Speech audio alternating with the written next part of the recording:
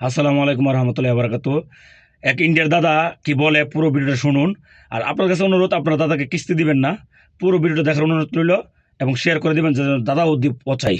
একটা বিশেষ জাতির কাছে আমার একটা প্রশ্ন। আমাদের হিন্দুদের মূর্তি পুজোটা যারা বলে হারাম, মূর্তি পুজো হারাম, তো সেই বিশেষ জাতি তাদেরকে আমার প্রশ্ন, তোমরা যখন হজ করতে যাও, ঠিক আছে, তো ওই কাবা ঘরে যে কালো পাথরটাকে তোমরা চুমু করো হজ করতে যেয়ে, তো সেটা কি হবে? উত্তরটা দেবেন, জ্ঞানীরা সঠিক উত্তর দেবে, আর মূর্খেরা দেখবেন আমাকে অজরে খিস্তি মারবে কমেন্ট বক্সে, দেখে নেবেন। আশা করি আপনারা সকলে দাদার বক্তব্য শুনছেন।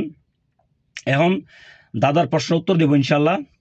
দাদা, বেয়াদবি নেবেন না। আমি নিশ্চিত আপনি আপনার ধর্মগ্রন্থ অর্থাৎ আপনার ধর্মের যে মূল কিতাবগুলো আছে সেগুলো আপনি পড়েন নাই। যদি দাদা পড়তেন তাহলে অবশ্যই আপনি বুঝতে পারতেন যে মুসলমানরা মূর্তি পূজা হারাম বলে নাই, আপনার ধর্মেও সেটা নিষেধ। কীভাবে নিষেধ? আপনি দেখবেন বেদের মধ্যে যজুর্বেদ আপনার সম্ভবত 32-3, ঠিক আছে, শ্লোকটা ওইখানে বলা আছে ন তস্তি প্রতিমা অস্তি, অর্থাৎ ঈশ্বরের কোনো প্রতিমা নাই। তাহলে আপনারা যে প্রতিমা বানাইতেছেন এটা তো ঈশ্বরের প্রতিমা না, কারণ ঈশ্বর তো নিজে দাবি করতেছে ঈশ্বরের কোনো প্রতিমা নাই, কিন্তু আপনারা সেটা বানাইতেছেন, নিজের হাতে বানাইতেছেন। তারপর আপনি দেখেন এক এক জায়গায় এক এক রূপ, এক এক জায়গায় এক এক ধরনের চেহারা আসে। ঈশ্বর কি ভিন্ন রূপী? ঈশ্বরের রূপ কি ভিন্ন? আপনারা এক এক জায়গায় এক একজন বানাইতেছেন। তারপর আপনারা একাধিক সকালকে যারা মানে ধরেন আমাদের ভাষায় যারা আমরা নবী বলি, পয়গম্বর বলি, আপনারা তাদেরকেও সব পর্যন্ত আপনারা ভগবান বলেন। আমরা কিন্তু সৃষ্টিকর্তা একজনকে বলি, আল্লাহ সুবহানাহু ওয়া তাআলাকে। আর বাকি যারা আসছে সবাই নবী রাসূল পয়গম্বর, তাদের ইবাদত করি না আমরা কখনোই। তাদের দেখানোর পথে আমরা চলি, কিভাবে আল্লাহকে রাজি খুশি করতে হবে সেটা আমরা করি, কিন্তু আমরা তাদের পূজা করি না, তাদের কোনো সেজদা করি না, তাদের কোনো ইবাদত আমরা করি না। কারণ আমাদের রাসূল আমাদেরকে বলে গেছে ইবাদতের হকদার একমাত্র আল্লাহ সুবহানাহু ওয়া তাআলা। অর্থাৎ তামাম পৃথিবী 2-3 মিলে সৃষ্টি করছে না, তামাম পৃথিবী একজনই সৃষ্টি করছেন। আর ইবাদতের হকদার সেই রব। আপনারা যে নামে বলেন কিন্তু রব একজনই, কিন্তু আপনারা দেখি সেজদা করেন, পুজো করেন সকলকেই। আপনাদের যত দেব দেবী আছে সকলকে আপনারা পূজা করেন। আমার ইন্টেনশন আপনাদের মনে কষ্ট দেও না, জাস্ট আপনার প্রশ্নের উত্তরটা দিতে গিয়ে কথাগুলো বলতে হইতেছে, ঠিক আছে?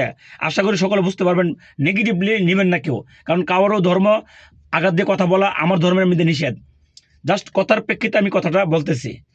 আপনার ধর্মে মূর্তি পূজার ব্যাপারে নিষেধ করা হয়েছে।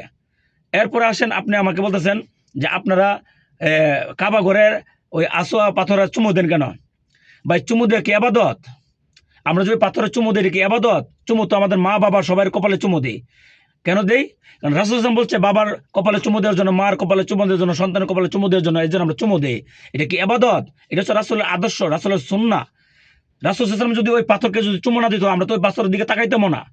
কিন্তু এখন আমরা ওই পাথরকে চুমু দেওয়ার জন্য হুড়াহুড়ি করি। কেন করি? কারণ রাসূল সাল্লাল্লাহু আলাইহি ওয়াসাল্লাম ওইটাতে চুমু দিয়েছেন। আর আমরা আল্লাহ আমাদের রব আমাদেরকে হুকুম করছেন রাসূলের সুন্নত মানার জন্য, সেই সুন্নত অনুযায়ী চলার জন্য। এটা আমাদের উপর ফরজ না, চুমু দেওয়া কিন্তু ফরজ না। আলহামদুলিল্লাহ, আমি একাধিকবার উমরা করছি। আর আমি বর্তমানে মক্কাতে আছি আপনার, আমি আলহামদুলিল্লাহ অনেকবার উমরা করছি, কিন্তু আমার সেই ভাগ্য হয় নাই ওই আস্ত পাথর চুমু দেওয়ার। কারণ রাসূল সাল্লাল্লাহু আলাইহি ওয়াসাল্লাম বলছে, আমরা অনেক আলেমদের কাছে শুনতে পাই যে এই পাথরটা জান্নাতি পাথর, এর জন্য রাসূল সাল্লাল্লাহু আলাইহি ওয়াসাল্লাম এটাকে চুমু দিয়েছেন। আমরা রাসূলের আদর্শ, রাসূলকে ভালোবাসি, এটা চুমু দিই। আমরা তো আমাদের রাসূলকেই সাজদা করি না, আমাদের রাসূলকে আমরা ইবাদত করি না, রাসূলের কোনো ইবাদত আমরা করি না, কারণ আমাদের রাসূল নিষেধ করছেন। রাসূল সাল্লাল্লাহু আলাইহি ওয়াসাল্লাম একমাত্র বলছেন ইবাদতের হকদার একমাত্র আল্লাহ সুবহানাহু ওয়া তাআলা। আমরা শুধু আল্লাহর ইবাদত করি, আর কারো ইবাদত করি না। আমার জীবনের চাইতে আমার সন্তান, আমার পিতা মাতা, আমার স্ত্রী, তামাম যত সয় সম্পত্তি সব চাইতে বেশি ভালোবাসি আমার রাসূলকে। আমি সব চাইতে বেশি ভালোবাসি, আমি আমার জীবনের চাইতে বেশি ভালোবাসি। কেন? কারণ আমার আল্লাহ বলছেন। কিন্তু আমরা রাসূলের সেজদা করি না, রাসূলের ইবাদত করি না, বরঞ্চ আমরা রাসূলের জন্য আমরা দোয়া করি, প্রার্থনা করি, আমরা দুরূদ শরীফ পাঠ করি। আল্লাহুম্মা সাল্লি আলা মুহাম্মদ ওয়া আলা আলি মুহাম্মদ কামা সাল্লাইতা আলা ইব্রাহিম ওয়া আলা আলি ইব্রাহিম ইন্নাকা হামিদুম মাজিদ। আল্লাহুম্মা বারিক আলা মুহাম্মদ ওয়া আলা আলি মুহাম্মদ কামা বারাকতা আলা ইব্রাহিম ওয়া আলা আলি ইব্রাহিম ইন্নাকা হামিদুম মাজিদ। হে আল্লাহ, আপনি ইব্রাহিম সাল্লাল্লাহু আলাইহি সাল্লামের উপর যেরকম রহমত বর্ষণ করছিলেন, আপনি মোহাম্মদ সাল্লামের উপরও তেমন রহমত বর্ষণ করুন। হে আল্লাহ, আপনি ইব্রাহিম সাল্লামের পরিবারের উপর যেরকম রহমত বর্ষণ করছিলেন, আপনি উভয়ভাবে আপনি মোহাম্মদ সাল্লামের পরিবারের উপর রহমত বর্ষণ করুন। তাহলে আমরা কিন্তু রাসূল সাল্লামের ইবাদত করি না, রাসূল সাল্লামের দেখানোর পথে আমরা নিজেকে চালাই এবং রাসূলকে আমাদের জীবনের চাইতে বেশি ভালোবাসি। ঠিক আছে, আশা করি বিষয়টা বুঝতে পারছেন। এরপরে যদি না বুঝতে পারেন তাহলে আর কিছু করার নেই। আর আপনাদের কাছে একটা অনুরোধ থাকবো, দয়া করে আপনারা আপনাদের কিতাবগুলো গ্রন্থগুলো পড়বেন। পড়লে না ওই যে গরুর মাংস খাওয়া আপনারা খান না, গরুর মাংস আপনারা খান না, আপনারা হারাম মনে করেন, আপনারা দেখেন, পড়া দেখেন। আশা করি যদি মন দিয়ে যদি পড়েন, হ্যাঁ, ঈশ্বরের প্রতি যদি বিশ্বাস থাকে আপনাদের, আর যদি নিরপেক্ষ মেন্টালিটি নিয়ে যদি আপনাদের গ্রন্থগুলো পড়েন, তাহলে ইনশাল্লাহ আপনারা বুঝতে পারবেন কোনগুলো হালাল কোনগুলো হারাম না, এগুলো আপনারা স্পষ্ট বুঝতে পারবেন। যাই হোক, এত ব্যাখ্যা গিয়ে লাভ নাই। আপনি যে প্রশ্নটা করছেন সেই প্রশ্নের আনসার দিছি, বাকিটা আপনার মানা না মানা আপনার ব্যাপার।